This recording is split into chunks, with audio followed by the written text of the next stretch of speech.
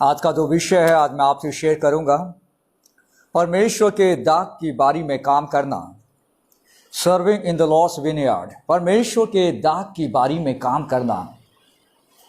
जब परमेश्वर मुझे और आपको अपनी दाख की बारी में काम पर रखता है तो कुछ जरूरी बातों का हमेशा हमें ध्यान देना चाहिए। मत्ती रचित सुसमाचार उसका 20वां अध्याय, आइए देखिए, हम इस पाठ को पढ़ रहे हैं। स्वर्ग का राज्य किसी गृहस्थ के समान है जो सवेरे निकला कि अपने दाख की बारी में मजदूरों को लगाएं, और उसने मजदूरों से 1 दिनार रोज पर ठहरा कर उन्हें अपने दाख की बारी में भेजा। फिर पहर एक दिन चढ़े, निकलकर और औरों को बाजार में बेकार खड़े देखकर उनसे कहा, तुम भी दाख की बारी में जाओ और जो कुछ ठीक है तुम्हें दूंगा। सो वे भी गए। फिर उसने दूसरे और तीसरे पहर के निकट निकलकर वैसा ही पाया, और 1 घंटा दिन रहे, फिर निकलकर औरों को खड़े पाया और उनसे कहा कि तुम क्यों यहां दिन भर बेकार खड़े हो। उन्होंने उससे कहा, इसलिए कि किसी ने हमें मजदूरी पर नहीं लगाया। यहां पर एक व्यक्ति के बारे में बताया गया, एक गृहस्थ के बारे में, एक किसान के बारे में बताया गया है। इस्राएल जो देश था वहां पे दाख की बारी लोग ज्यादा लगाया करते थे, और ये जो किसान था उसे अपने खेत में काम करने वाले लोगों की जरूरत थी। देखिए, जब कोई इंसान खेत का मालिक है और उसे वहां पे खेत में धान को बोना है तो उसे मजदूरों की जरूरत पड़ती है, खेत को जोतने के लिए, महिलाओं को वहां काम करने के लिए समय समय पे, जिससे कि उसका खेत में अच्छी फसल हो सके, इसलिए वो ध्यान लगाता है। यहां पे भी एक दाख की बारी का, एक विनयार्ड का जिक्र किया गया है, जहां पे उस जमीन का मालिक है, स्वामी है, और वो व्यक्ति दाख की बारी में काम करने वाले लोगों की तलाश में है। मालिक सुबह सुबह निकलता है और वो मार्केट जाता है, मार्केट प्लेस में जाता है, बाजार में जाता है। आप जानते हैं कि गांव से, शहर से लोग शहर में एक जगह इकट्ठे होते हैं, सुबह सुबह पहुंच जाते हैं। कई लोग 5 बजे पहुंच जाते हैं, कई लोग 6 बजे पहुंच जाते हैं। आप शनिचरी मार्केट में आप जाइए, सुबह सुबह कई सारे मजदूर आपको देखने को मिलेंगे।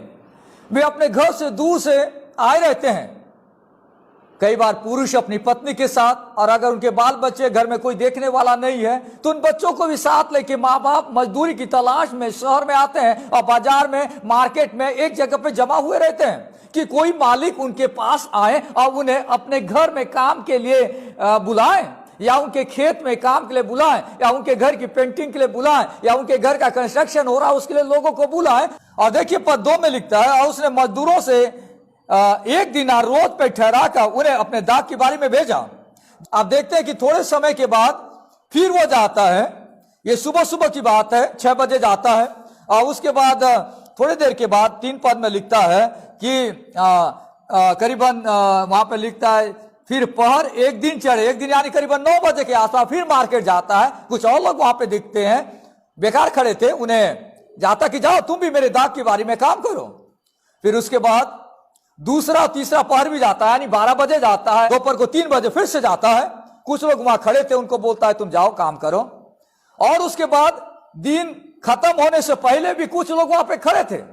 5 बज गया, सिर्फ 1 ही घंटा बचा है दिन खत्म होने में, 5 बजे भी लोग वहां मजदूर खड़े हैं। और मालिक फिर जाकर देखता है कि अरे कुछ लोग तो अभी भी यहां खड़े हैं कि इनको कोई काम नहीं मिला, तो उनको बोलता है जाओ, अभी तो सिर्फ 1 घंटा ही बचा है, फिर भी जाओ और तुम मेरे दाख की बारी मेरे खेत में काम करो। और इस तरह वे लोग वहां पे चले जाते हैं। मुझे और आपको जानना बहुत जरूरी है, वो ये है कि जब परमेश्वर मुझे और आपको अपनी दाख की बारी में काम पे रखता है तो कुछ बातों का ध्यान रखना है। पहली बात जो यहां पे लिखा हुआ वो ये है कि परमेश्वर स्वयं बुलाता है। मालिक जो होता है, मालिक के निर्णय से लोग उसके घर में काम करने जाते हैं। इस दुनिया को बनाने वाला परमेश्वर, जिसने इतनी बड़ी दुनिया बनाई है, कोई व्यक्ति अपने से परमेश्वर के पास नहीं जा सकता, कोई व्यक्ति अपने से परमेश्वर की सेवा नहीं कर सकता। यह अलग बात है कोई इंसान जबरन घुसा हुआ है, ना कई लोग परमेश्वर की सेवा में जबरन घुसे हुए हैं, अलग चीज है। But unless God calls a person, यहां पे आप देखिए कि यहां पे लोग बाजार में इकट्ठे हैं, इंतजार कर रहे हैं कि कोई व्यक्ति उन्हें बुलाए, अपने घर में जाए। मैं और आप और कोई भी इंसान यीशु मसीह के पास इसलिए नहीं आए हैं कि हम ढूंढते ढूंढते वहां पे गए। परमेश्वर ने हमें देखा कि हम इस संसार में किसी जगह पे खड़े हैं, हम किसी बाजार में खड़े हैं, हम इस संसार में लोगों के बीच में खड़े हैं। परमेश्वर वहां से हमें बुलाता है, तुम आओ और मेरे खेत में काम करने के लिए तैयार हो जाओ, आओ तुम मेरी संतान बन जाओ। हमें से हर व्यक्ति अलग अलग प्रकार के लोग हैं, अलग अलग हमारी जीवन शैली है, पर परमेश्वर बुलाता है। हमें इस बात को जानना है कि परमेश्वर खुद बुलाता है, परमेश्वर खुद बुलाता है और अपने दाग की बारी में काम करने के लिए हमें अवसर देता है। परमेश्वर खुद बुलाता है और वो हमें अपनी संतान बनाता है। यहां पे देखिए, मालिक खुद ढूंढने जा रहा है। बाइबल में आप बार बार पढ़ेंगे, यीशु मसीह खोए हुओं को ढूंढने और उनका उद्धार करने आया है। दुनिया में लोग ईश्वर को ढूंढने के लिए जाते हैं। कई लोग पहाड़ों पे चले जाते हैं, कई लोग सोचते हैं कि नदियों के किनारे चला जाए, कई लोग न जाने कई जगहों पे घूमते फिरते हैं। पर बाइबल का परमेश्वर यीशु मसीह, जिसने मुझे और आपको अपना बना लिया, वो हमें ढूंढने के लिए इस संसार में परमेश्वर स्वर्ग से नीचे जमीन में उतर आया कि वो हमें ढूंढे और हमें बुलाए और हमें अपना बनाए, हमें अपनी संतान बनाए, हमें अपना बेटा और बेटी बनाए। और उतना ही नहीं, उसके बाद परमेश्वर चाहता है कि हम उसके खेत में, उसके खलियान में काम करें, परमेश्वर के लिए काम करें, परमेश्वर के विनयार्ड में, परमेश्वर के उद्धार की बारी में हम काम करें। दूसरी बात, अगर आप यहां पे देखेंगे, मोल भाव न करें, पर मजदूरी का प्रतिफल प्रभु के हाथों में छोड़ दें। दूसरी बात जो हमें ध्यान रखनी है, जब मैं और आप प्रभु की दाग की बारी में काम करते हैं तो मोल भाव करके काम ना करें। देखिए, जब मालिक वहां पे जाता है और यहां पे आप देखेंगे कि वहां जो मजदूर थे, मजदूर को उसने कहा होगा कि मेरे घर में खेत में काम करना है, कितना पैसा लोगे? उस जमाने के हिसाब से 1 दिनार, वहां पे दिनार चलता था, उस समय के हिसाब से 1 दिनार 1 रोज की कमाई थी। उसके बाद आप देखेंगे, पहले बार के लोग जो थे उन्होंने 1 दिनार सेट किया, पर दूसरी बार जो 9 बजे लोग मिले थे और जो 12 बजे लोग मिले थे और जो 3 बजे लोग मिले थे, उनको मालिक कहता कि तुम जाओ दाग की बारी में काम करो, जो कुछ ठीक है मैं तुम्हें दूंगा। इन्होंने कोई मोल भाव नहीं किया, वे खेत में काम करने के लिए चले गए।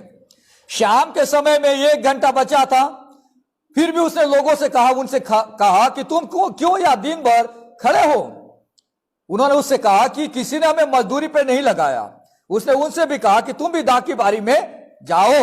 और इसको कुछ नहीं बोलता है मालिक।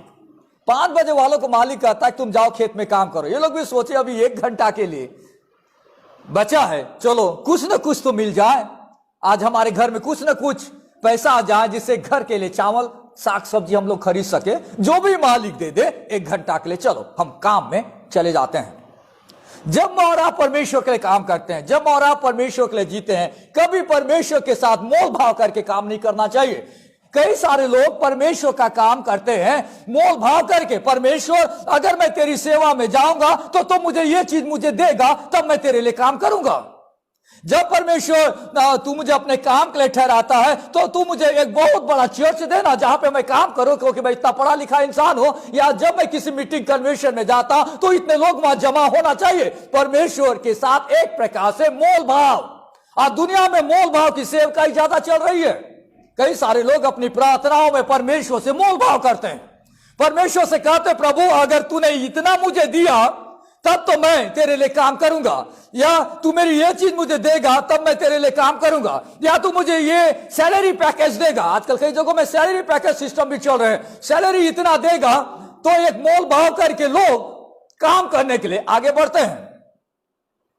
कई सारे लोग सोचते हैं कि अगर मैं इस चर्च का पास्टर बनो तो क्या क्या फैसिलिटीज मुझे मिलने वाला है। क्या मुझे साल में 1 बार टूरिंग में जाऊंगा, या कई साल में 1 बार या 2 बार या 3 बार मेरे रहने का खर्चा, पानी, दुनिया भर फ्लाइट में घूमना फिरना, सारी चीजें क्या आप लोग उठाओगे? तो परमेश्वर के काम में आजकल मोल भाव का चलन ज्यादा चल रहा है। बड़े बड़े लोगों के बीच में कुछ ज्यादा ही चल रहा है। कई जगह प्रचारकों को बुलाए जाने के बाद प्रकार से मोल भाव हो रहा है। अगर मैं वहां पे तुम्हारे बीच में आऊंगा तो तुमको ये फैसिलिटी मेरे लिए करना पड़ेगा, या जब मैं वहां पर आऊंगा तो तुमको मेरे लिए ये चीज जुगाड़ना पड़ेगा, मेरे लिए इस प्रकार की जगह रुकने की व्यवस्था करनी पड़ेगी, इतना पैसा तुम्हें मुझे देना पड़ेगा, तभी मैं वहां पे मैं जो होगा मजदूरी करने के लिए, परमेश्वर के वचन का प्रचार करने के लिए तुम्हारे बीच में आऊंगा। मोल भाव, बार्गेनिंग अच्छी बात नहीं है। यहां पे आप देख रहे हैं परमेश्वर खेत का मालिक है। We all people are labourers, हम काम करने वाले लोग हैं। यहां पे पहले लोगों ने एग्रीमेंट किया या जो भी किया, 1 दिनार के लिए वे वहां पे काम करने गए, पर उसके बाद आप देखेंगे जो दूसरे लोग थे उन्होंने कोई मोल भाव नहीं किया। परमेश्वर ने कहा कि जाओ तुम मेरे खेत में काम करो, दाख की बारी में। यस मालिक, यस मालिक, हाँ मालिक, हम जाने के लिए तैयार है। 9 बजे वाले, अरे आप लोग अभी तक क्या खड़े हैं, कोई आपको बुला नहीं काम में? नहीं बुलाया मालिक, जाओ ना मेरे खेत में काम करो। 3 घंटे के बाद मालिक फिर आया, फिर देखा 12 बज गया, अरे आप लोग अभी भी इतनी कड़ी धूप में खड़े हो, कोई नहीं बुलाया आपको काम में? नहीं मालिक, जाओ मेरा खेत उधर है, काम करो।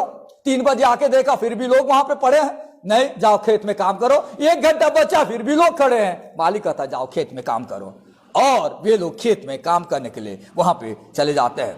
मुझे और आपको हमेशा एक बात ध्यान रखना चाहिए, जब और आप परमेश्वर के पास आते हैं या जो भी काम हम परमेश्वर के लिए करते हैं, चाहे हम प्रचार करते हैं, चाहे हम लोगों की जरूरत के लिए कुछ मदद करते हैं, चाहे हम परमेश्वर के लिए हाथों को बढ़ाते हैं, जो भी चीजें करते हैं, मोल भाव करके परमेश्वर के साथ हमें काम नहीं करना चाहिए। रिजल्ट, प्रतिफल, रिवार्ड, लीव अपॉन गॉड, परमेश्वर के हाथों में हमारा प्रतिफल छोड़ दे। हमारा काम मोल भाव करना नहीं है, हमारा काम है सिर्फ परमेश्वर के लिए काम करना, सिर्फ और सिर्फ परमेश्वर के लिए काम करना, वो हमारी जिम्मेदारी है। परमेश्वर कब देगा प्रतिफल हम नहीं जानते, वो परमेश्वर अपने समय में देगा, पर हमें इस बात का ध्यान रखना है कि हमें उन लोगों के जैसा नहीं बनना है जो एक प्रकार से मोल भाव करके एक पैकेज सिस्टम को तैयार कर रहे हैं और वे परमेश्वर के लिए आगे बढ़ रहे हैं। आगे आप देखेंगे, तीसरी बात, आगे आप पढ़ते जाएंगे तो परमेश्वर अपने अनुग्रह से हमें प्रतिफल देता है। अगर आप आगे पढ़ेंगे, उसके बाद जब शाम हो गया, देखिए यहां पे 8 के बाद, सांझ को दाख की बारी के स्वामी ने अपने भंडारी से कहा कि मजदूरों को बुलाओ, अब तो 6 बज गया, अब सबको क्या देना, मजदूरी देना है। जो उन्होंने मेहनत किया है अब उनको उनका प्रतिफल देना है, उनका रिवार्ड देना है। तो मालिक ने अपने भंडारी से कहा, जो उसका मैनेजर था उसको बुलाया और कहा कि जितने भी लोग आज काम में आए थे सबको बुलाओ और बुलाकर पिछलों से लेकर पहलों तक उन्हें मजदूरी दो। सो जब वे आए तो सबसे पहले जो आखिरी में आए थे, जो सिर्फ 1 घंटा काम के, 5 बजे आए, 6 बजे काम खत्म हो गया, 5 बजे आए थे। सो जब वे आए तो जो घंटा भर दिन रहे लगाए गए थे 1 घंटे के लिए, तो उन्हें 1 दिनार मिला, यानी दिन भर की रोजी सिर्फ 1 घंटे में उन्होंने काम किया और 1 दिनार मिला। 1 घंटे में 1 दिनार। उसके पहले कुछ लोग जो आए थे 3 बजे, उसके बाद बोला कि चलो 5 बजे वाले लोग को पैसा दे दो, वे घर चले जाएंगे। उनको पैसा दिया, बढ़िया, उनको 1 दिनार मिला और वे लोग चले गए। 3 बजे जो आए थे उनको भी मालिक ने 1 दिनार दिया, उनको भी 1 दिनार दिया, वे लोग चले गए। 12 बजे जो आए थे उनको भी मालिक ने 1 दिनार दिया, वे लोग चले गए। 9 बजे जो लोग आए थे उनको भी मालिक ने 1 दिनार दिया, पर जो जल्दी आए थे सुबह 6 बजे, वो लोग देख रहे थे इस आदमी को 1 घंटा काम किया, 1 दिनार मिला, वाह, मैं तो सुबह 6 बजे से लेके शाम को 6 बजे तक काम कर रहा हूं, 12 घंटा, यानी मेरे को कितना मिलना चाहिए, कम से कम 12 दिनार। और वे आपस में चर्चा कर रहे थे। पर वे भी आए और आप देखेंगे कि उन्हें भी 1 ही दिनार मिला। पर 10 में लिखता है जो पहले आए उन्होंने यह समझा कि हमें अधिक मिलेगा, परंतु उन्हें भी 1 ही दिनार मिला। जब ऐसा हुआ, जब मिला तो वे गृहस्थ पर कुड़कुड़ा के कहने लगे कि इन पिछलों ने 1 ही घंटा काम किया और तूने उन्हें हमारे बराबर कर दिया, जिन्होंने दिन भर का भार उठाया और घाम सहा।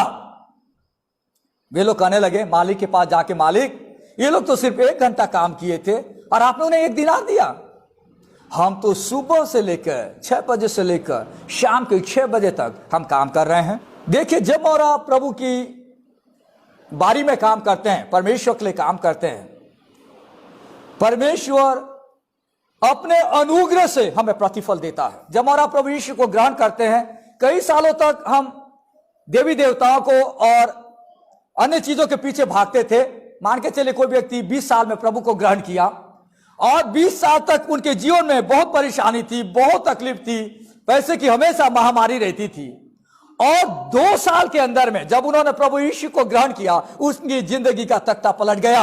आज वे इतने आनंदित हैं, इतने खुश हैं, 2 नए सामान भी उन्होंने खरीद लिया और प्रभु में बहुत खुश हैं। 2 साल के अंदर में 20 साल की जो मेहनत है फेल हो जा रही है। क्यों? इसलिए नहीं कि उन्होंने 20 साल और मेहनत किया, पर परमेश्वर ने उस पर अपना अनुग्रह दिखा दिया। परमेश्वर के काम करने के तरीके को हम नहीं समझ सकते। हर व्यक्ति की जरूरत को परमेश्वर जानता है। परमेश्वर को मालूम था कि ये बंदा यद्यपि 5 बजे आया, पर अगर आज इसे पैसा नहीं मिलेगा तो हो सकता है कि आज इसके घर का चूल्हा ना जले। कई सारे लोगों ने जिंदगी में बहुत ही मेहनत किया या बहुत लंबे समय तक इंतजार किया, कुछ नहीं हो रहा है। एट 11 आवर्स, आखिरी घंटा, वे यीशु के पास आए और यीशु ने उनके जीवन में आनंद की भरपूरी अनुग्रह में दे दिया। जिस आनंद की तलाश में वे अपना 50 साल गुजार लिए, जिस आनंद की तलाश में कई लोगों ने 60 साल गुजार दिए, और वो आनंद की तलाश within a short period of time वे पा गए, क्योंकि परमेश्वर ने अनुग्रह से उन्हें वो आनंद उनके दिल में डाल दिया है। परमेश्वर के पास आए हुए सभी व्यक्ति एक जैसा मूल्यवान है। एक और बड़ी बात यहां पे हम देखते हैं, यहां पे कई प्रकार के लोग आए, पर परमेश्वर के नजर में हर कोई बहुत प्रेशियस है, बहुत मूल्यवान है। हर व्यक्ति चाहे जहां से भी आए, जो भी समाज से आए, जिधर से भी आए, परमेश्वर के नजर में वो बहुत ही मूल्यवान है। परमेश्वर के नजर में आप हर कोई इंसान बहुत मूल्यवान है, क्योंकि परमेश्वर ने खुद आपको बुलाया है और अपने दाग की बारी में परमेश्वर ने आपको रखा है। आप बहुत ही मूल्यवान इंसान हैं, क्योंकि आप परमेश्वर के लिए काम करते हैं, परमेश्वर के लिए जीते हैं, जो इस पूरी दुनिया का मालिक है, जो इस पूरी दुनिया को चलाने वाला परमेश्वर है। उसके नजर में सब व्यक्ति एक जैसा मूल्यवान है। पर यह समस्या क्या होती है? देखिए, एक बात जो हमें जानना बहुत जरूरी है, जब पैसा बराबर नहीं मिलता, आइए देखिए यहां पे लिखता है, जब उन्हें भी 1 दिनार मिला, जो सबसे पहले आए थे, तो वे कुड़कुड़ाने लगे और कहने लगे कि हमने भी 1 घंटा काम किया, उन्होंने भी 1 घंटे काम किया, पर पैसा उन्हें भी उतना ही मिला, और वे कुड़कुड़ाने लगे। तब मालिक उन्हें क्या उत्तर देता है? देखिए ध्यान से, इसे हम समझते हैं। पर तेरा उसने उनमें से एक को उत्तर दिया कि हे मित्र, हे मेरे दोस्त, मैंने तुझसे कुछ अन्याय नहीं किया। क्या तूने मुझसे 1 दिनार न ठहराया? तो जिस व्यक्ति को 1 दिनार मिला था, जब वो कुड़कुड़ाने लगा तो मालिक उससे पूछता है, मेरी गलती क्या है, या मैंने कौन सा बुरा काम किया, या इनजस्टिस तेरे साथ किया? जब मैंने तुझे काम पे लगाया था, तब तुमने ही कहा था कि मुझे 1 दिनार देना, राइट? जब मैं सुबह 6 बजे मैं मार्केट में मजदूरों को ढूंढ रहा था, तुमने ही बोला कि मालिक, आज मैं दिन भर की कमाई का 1 दिनार लूंगा, तो तुमने 1 दिनार पाया। तुमने खुद कहा था कि 1 दिनार चाहिए, 1 दिनार तुमने पाया। इसलिए उससे कहा, जो तेरा उसे उठा ले और चला जा। मेरी इच्छा यह है कि जितना तुझे उतना इस पिछले को भी दो। मैं अपने धन का मालिक हूं, मैं जिसको चाहे जितना दे सकता हूं, पर तेरे साथ जो मैंने बात एग्रीमेंट किया तो मैं तेरे को दे रहा हूं, तो कोई अन्याय तो तेरे साथ हम कर नहीं रहे हैं। इस बात को ध्यान देखिए, यहां बहुत बड़ी सीख है। कई बार जब और आप प्रभु में आगे बढ़ते रहते हैं, तो कई बार किसी व्यक्ति को ज्यादा मिल जाता है, तो हमको उसके लिए जलन होने लगता है। जैसे इन लोगों को जलन हुआ, इनको लगने लगा कि इस व्यक्ति को उतना नहीं मिलना चाहिए, पर परमेश्वर तूने उसे ज्यादा ही दे दिया और मुझे कम दे दिया। ये जलन के कारण में आज कई सारे जगहों में, कई सारे विश्वासों के अंदर में प्रॉब्लम है, कई सारी कलीसियाओं के अंदर में प्रॉब्लम है, कई सारे प्रचारकों के अंदर में प्रॉब्लम है कि मैंने इतना किया और मुझे इतना मिला और उस आदमी ने तो मेरे से कम किया और परमेश्वर तूने उसको इतना दे दिया। कई बार हमको लगता है यार हम लोग इतना कर रहे हैं पर हमारे पास कुछ नहीं आ रहा है, और इन लोगों के पास देखते इतना सारा चीज आ गया और वे प्रभु में बहुत आनंदित हैं। ये जलन का स्वभाव इंसान को बर्बाद कर देता, ये जलन का स्वभाव कलीसिया को बिगाड़ देता। मैं आपसे बताना चाहता हूं, देखिए हम अलग अलग लोग हैं, हमारी अलग अलग पृष्ठभूमि है, हम अलग अलग बैकग्राउंड से आए हुए हैं, अलग अलग हमारी जीवन शैली है, अलग अलग तरह से हम एजुकेटेड लोग हैं, अलग अलग हमारे अनुभव हैं, अलग अलग प्रकार के हम लोग जॉब करते हैं। इसलिए कभी भी अपना कंपेरिजन आप दूसरे विश्वासी भाई बहन से मत करें, यह बहुत ही बुरी आदत है और उसको लेके आप मालिक पे न कुड़कुड़ाएं। इसमें मालिक कहता है उन पहले नौकरों से, मजदूरों से, ये तो मेरी इच्छा है, तुमसे हमने 1 दिनार की बात करी थी, हमने तुमको 1 दिनार दे दिया। ये मेरी इच्छा है कि मैं किस व्यक्ति को कितना दूं, मैं तो पूरे धन का मालिक हूं, पूरी दुनिया का मालिक हूं। मैं किसी व्यक्ति को आशीष देना चाहता हूं जो परमेश्वर के लिए काम किया है, तो उसमें तुमको प्रॉब्लम क्या है? किसी को प्रॉब्लम क्यों है? यहां पे परमेश्वर समझा रहा है, यहां लिखता है क्या उचित नहीं कि मैं अपने माल से जो चाहूं सो करूं? क्या तू मेरे भले होने के कारण बुरी दृष्टि से देखता है, दूसरे लोगों पे बुरी नजर डाला हुआ है या उनके बारे में बुरा सोच रहा है? हमें दूसरों के चीजों को देखकर ग्रीडी नहीं होना चाहिए या लालची नहीं होना चाहिए। मुझको और आपको परमेश्वर ने अनुग्रह दिया है और मुझे और आपको परमेश्वर के लिए हमेशा काम करते रहना, उस पर ध्यान देना। इसलिए आखिर में एक लाइन लिखा है, इसी रीति से जो पिछले हैं वे पहले होंगे और जो पहले हैं वे पिछले होंगे। इसका मतलब क्या है? कई बार ऐसा भी हो सकता, मैं आपको बताना चाह रहा हूं ये परमेश्वर किस प्रकार एडमिनिस्ट्रेट करता है, परमेश्वर कैसे लोगों को चलाता है, मैं अपनी बुद्धि से और आप अपनी बुद्धि से नहीं समझ सकते। परमेश्वर कई बार हो सकता है कि कोई व्यक्ति को परमेश्वर ने उसके विश्वासयोग्यता के अनुसार उसको ज्यादा दे दिया या उसको बहुत दे दिया और हमको समझ में नहीं आ रहा कि अरे मैं तो पहला होना चाहिए था, मुझे पहले मिलना चाहिए था, क्योंकि मैंने पहला यह काम किया, मैंने परमेश्वर के लिए ये किया, मैंने परमेश्वर के लिए वो किया, मैंने परमेश्वर के लिए इतने सालों से काम किया, मैंने परमेश्वर के लिए इतने दुनिया भर के काम किए, फिर भी मैं आखिरी हो जा रहा हूं। और वो अभी नया आया इंसान, नए तरीके से प्रभु में जीने वाला इंसान, उसके जीवन में परमेश्वर ने अबंडेंट ब्लेसिंग और अनुग्रह उस पर डाल दिया।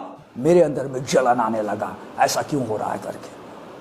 कई बार लोग दुनिया में प्रोमिनेंसी पाने के लिए सर्च करते रहते हैं, तरीका ढूंढते रहते हैं कितना जल्दी बड़ा इंसान बन जाए, और बोलते हैं कि मैं सबसे पहले परमेश्वर के लिए आया हूं, मैं परमेश्वर के लिए काम कर रहा हूं, और वो चाहता है कि जल्दी से बड़ा इंसान बने। पहले आया पर बड़ा इंसान बनना चाह रहा है, कोई व्यक्ति 10 साल बाद आया छोटा इंसान बनकर परमेश्वर के लिए काम करना चाह रहा है। जब प्रतिफल लेने की बात हुई तो बड़ा इंसान लाइन में सबसे आखिरी में है, और जो इंसान सबसे आखिरी में था परमेश्वर ने उसको बुला के सामने खड़ा कर दिया है। पीछे में बड़ा इंसान सोच रहा है मैं बहुत पहले आया था, कितना और इंतजार करना पड़ेगा। इसलिए यहां पे लिखता है, ध्यान से देखिए, परमेश्वर समझा रहा है इस बात को। मैंने जैसे आपसे कहा कि परमेश्वर के दाग की बारी में काम करने के लिए परमेश्वर ने मुझे और आपको चुना है। हम इन बातों का ध्यान रखना बहुत जरूरी है। लोग प्रोमिनेंट बनने के लिए, बड़े इंसान बनने के लिए कोशिश में आगे बढ़ते हैं, दे आर डिमोटेड, वे नीचा किए जाते हैं। पर कई बार मैं और आप आम जैसे इंसान परमेश्वर के लिए काम करते करते लाइन में सबसे एंड ऑफ द लाइन में है, सबसे आखिरी में है। पर ऐसा हो जाता है कि परमेश्वर वहां से प्रमोट कर लेता है, परमेश्वर वहां से उन्नति करवा लेता है, और जो हम लोग सबसे आखिरी लाइन में थे हम लोग सबसे पहली लाइन में आके खड़े हो जाते हैं। That is what the grace is, वो परमेश्वर का अनुग्रह है। यहां पे यीशु मसीह जो इलस्ट्रेशन दिया, यीशु मसीह ने जो बात यहां पे समझाई, सारे प्रभु के लोगों को रिवार्ड मिलेगा, पर हमें एक बात ध्यान भी रखना है, हमारे लिए सरप्राइज भी हो सकता है। हमेशा surprise, expect surprise from God.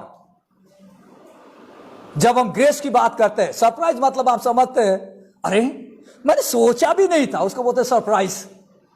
हमको लगता है अरे अरे बाप रे, ऐसा हो गया उसके लाइफ में, ऐसा अनुग्रह परमेश्वर ने उसमें कर दिखाया। अरे 2 साल पहले आप उस इंसान को देखना था, 2 साल पहले क्या था, 2 साल में हाँ ऐसा हुआ क्या, उसके लाइफ में ऐसा हुआ क्या, परमेश्वर ने ये कर दिया उसके लाइफ में। Surprise, that's what the surprise. कई सारे लोग हो सकता है कि वे सोच रहे होंगे और वे परमेश्वर के लिए काम तो कर रहे हैं, पर उनके अंदर में घमंड है, उनके अंदर में स्वाद भरा हुआ है। कई सारे लोग परमेश्वर के लिए काम कर रहे हैं, पर दिल से काम कर रहे हैं, अच्छे मन के साथ परमेश्वर के लिए काम कर रहे हैं। परमेश्वर उनके विश्वास का आदर कर रहा है। जब आप परमेश्वर के पास आते हैं, हम सब मिलकर दाग की बारी में काम करते हैं। हम में से हर व्यक्ति एक मजदूर के जैसा है। परमेश्वर पूरी दुनिया का मालिक है। हमें से हर इंसान को परमेश्वर ने कुछ काम सौंपा है। हो सकता है कि जगह में कई सारे लोग 50 साल पहले प्रभु के पास आए, सबसे पहले आए। कुछ लोग 20 साल पहले आए, कुछ लोग 2 साल पहले आए, कुछ लोग 1 साल पहले आए, पर हम सब मिलकर खेत की बारी में काम कर रहे हैं। जब हम खेत की बारी में काम कर रहे हैं तो हमें बिना मोल भाव के परमेश्वर के लिए काम करते रहना है। देखिए, दाग की बारी में हर प्रकार के लोगों की जरूरत है। कोई इंसान छोटा बड़ा नहीं होता खेत में काम करने वाला, क्योंकि जितने भी लोग वहां खेत में काम करते हैं सबका एक ही उद्देश्य रहता है, खेत की फसल बहुत अच्छी हो। कई व्यक्ति वहां पे जंगली कांटों को निकालने के लिए आता है, कई व्यक्ति पानी के मौसम में वहां पे जाता है, कोई व्यक्ति खेत बोने के लिए जाता है, कोई धान को बोने के लिए जाता है, कोई क्यारी लगाने के लिए जाता है। अलग अलग प्रकार के लोग मिलकर उस खेत में काम करते हैं, पर हर व्यक्ति की वहां जरूरत है। अगर एक ही व्यक्ति वहां में खेत को जोतने वाला इंसान है तो वहां फसल नहीं होगा। इसलिए मैं हमेशा आप लोगों से कहता हूं कि आप जो भी हो, जिस जगह से भी आप लोग आए हैं, आप सबों को उस खेत में काम करना है। हम सबों को मिलकर उस खेत में काम करना है, परमेश्वर की दाग की बारी में काम करना है। वहां हर छोटा बच्चा से लेकर बड़े बुजुर्ग लोगों की जरूरत है, क्योंकि सब मिलकर जब खेत में काम करेंगे तो वहां पे फसल अच्छी होगी। यह समझकर कि हम सब इंसान परमेश्वर की नजर में बहुत ही प्रेशियस है और अमूल्यवान है।